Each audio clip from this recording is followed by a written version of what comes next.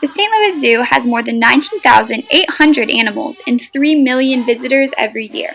Founded in 1910, the zoo is a natural outgrowth of the 1904 St. Louis World's Fair, which featured many exotic exhibitions and temporary zoological displays. In the centuries since then, the standards and expectations in the zoo world have dramatically changed, from a circus-like focus on entertainment to a more mindful focus on conservation and animal welfare.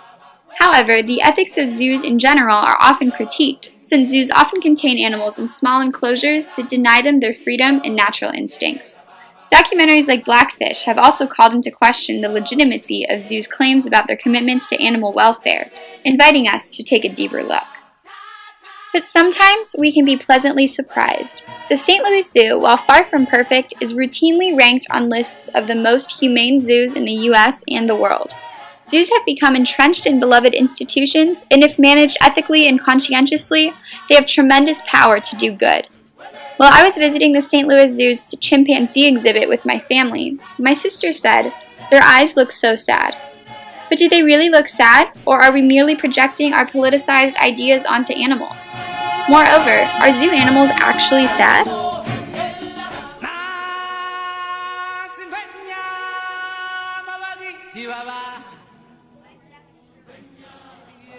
In thinking about this question, I consulted Bob Sussman, a Washington University and St. Louis primatologist who's been studying primates in the wild for decades in close conjunction with the St. Louis Zoo.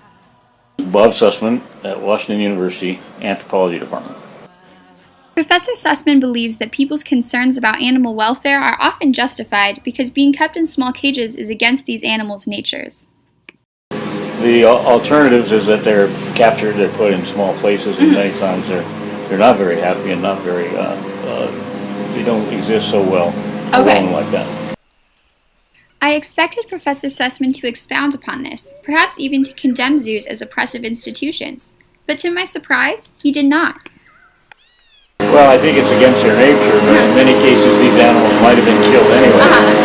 So the captivity situations at the zoo are right now in the best situation that they've been in.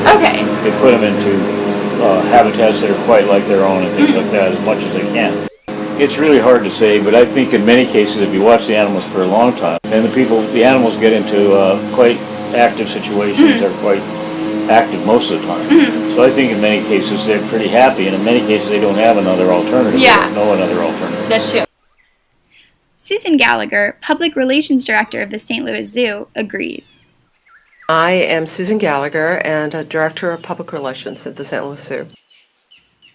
I was instantly reassured by Gallagher's obvious passion for the zoo and her commitment to its missions. She told me about all of the regulators that give the St. Louis Zoo its accreditations, checks and balances, if you will.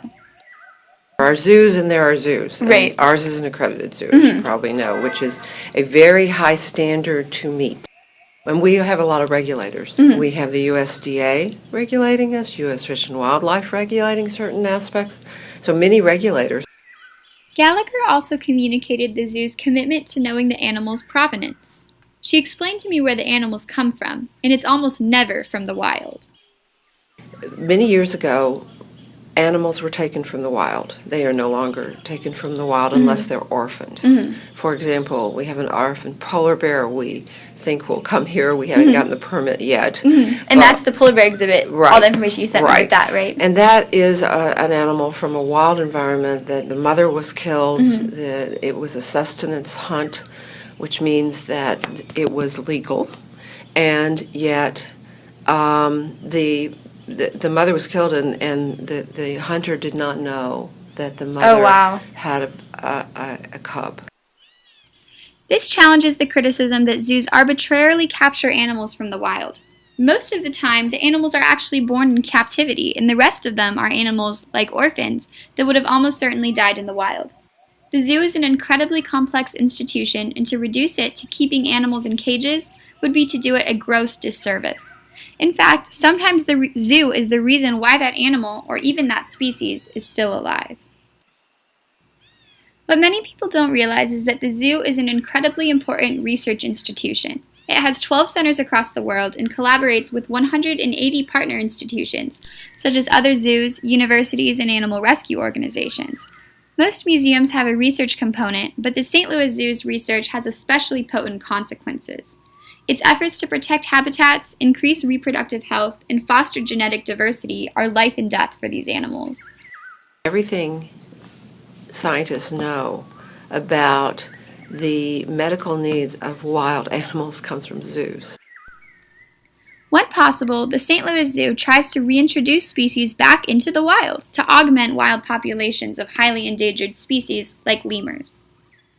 We've had some success. We've actually reintroduced zoo animals back into their native habitat. With antelope species in Africa, with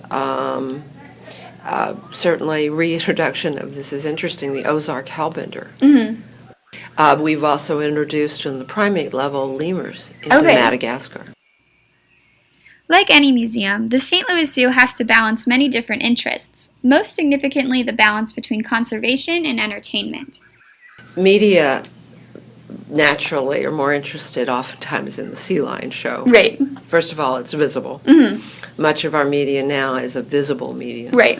So essentially, we try very hard to interest reporters in conservation issues and to explain those things, and through signage and through all kinds of blogging and social media, we try very hard to carry those messages.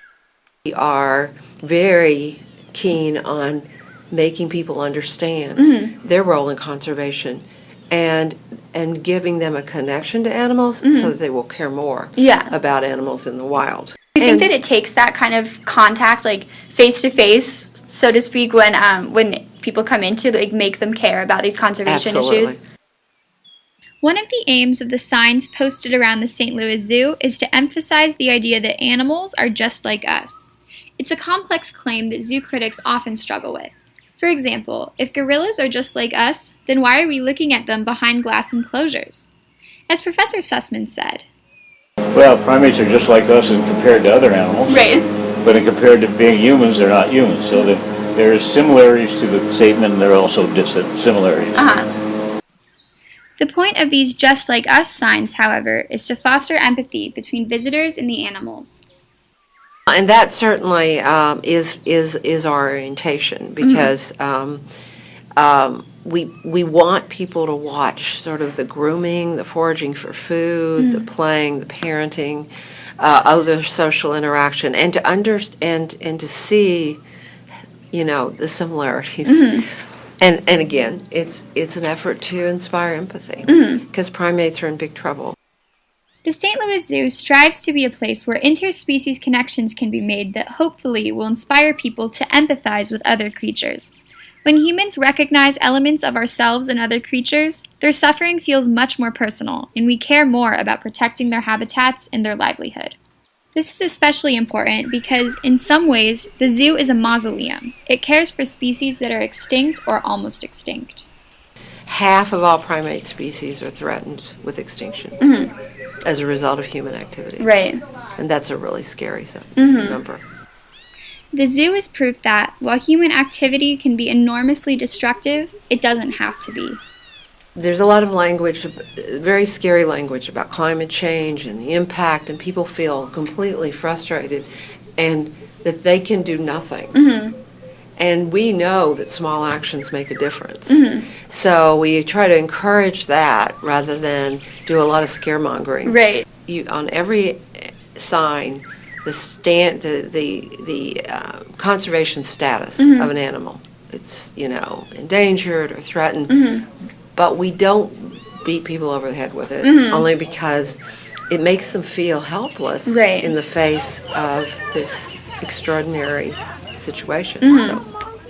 The St. Louis Zoo is committed to justice. Justice for the earth, for the animals, and for the people whose livelihoods are interconnected with their environment. While the zoo is extremely committed to the zoo animals in its care and giving them the dignity that all living beings deserve, it is simultaneously committed to animals in the wild. The St. Louis Zoo's leadership in research, conservation, and animal medicine is one of the most promising hopes for wildlife survival. Yeah, you're right. And this is kind of like a bit of a downer question, but for some of the animals that it's unlikely that they will be able to be reintroduced into the wild, or that their populations will stabilize. Do you see like zoo work as being kind of like giving back some of the dignity that their species has been robbed of by habitat deprivation, etc.? Absolutely. These animals are ambassadors of their kind. So they basically are the creatures who can carry the message about the need to conserve, the need to make sure that other species aren't driven to extinction by our behavior, our human behavior.